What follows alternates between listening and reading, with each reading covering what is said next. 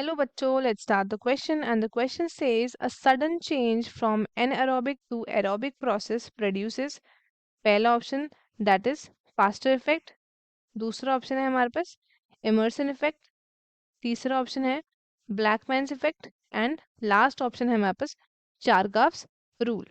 So let us start with our key concept. The key concept of this question is Pasteur, immersion, Blackman and Chargaff's rule. Pasteur effect, Emerson effect, Blackman's effect and Chargaff rule हम तीनों अभी discuss करने वाले हैं.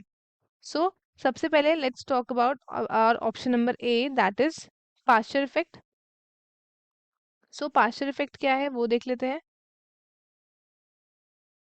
Pasteur effect, तो Pasteur effect में क्या होता है कि पास्चर इफेक्ट एग्जिबिट होता है इन दी ईस्ट सेल. ईस्ट के सेल्स में देखने को मिलता है during the anaerobic fermentation. During the anaerobic fermentation. जो पास्चर इफेक्ट होता है वो क्या करता है, it influence the rate of glycolysis.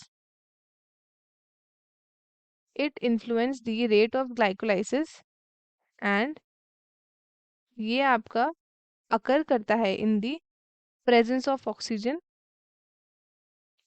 जो कि डिक्रीज कर देता है rate of sugar breakdown east के अंदर.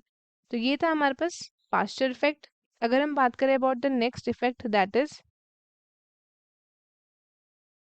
Immersion effect.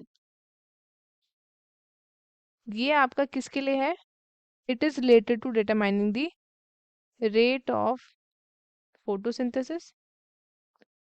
Rate of photosynthesis के लिए है ये. एंड नेक्स्ट अगर हम बात करें about the ब्लैकमैन्स law.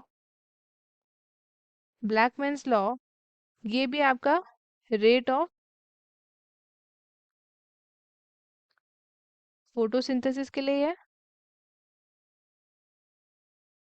Rate of photosynthesis के लिए बताता है लिमिटिंग फैक्टर.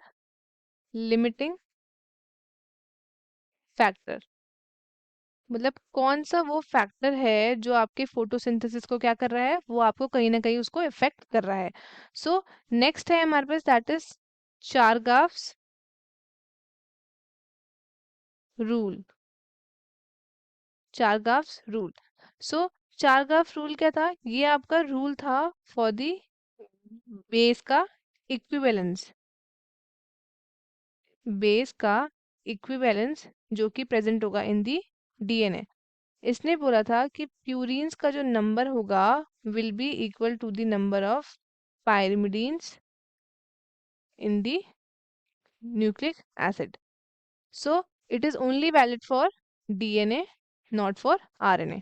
सो अब हम चलते हैं क्वेश्चन की तरफ. तो सबसे पहला है हमारे पास Pasteur effect.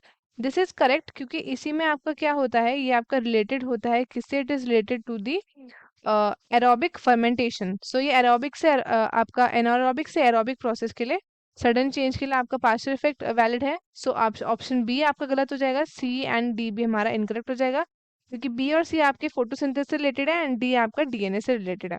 So the correct option would be option A. तो स्टूडेंट्स आई होप आपको क्वेश्चन अच्छे से समझ आया होगा. All the best and thank you.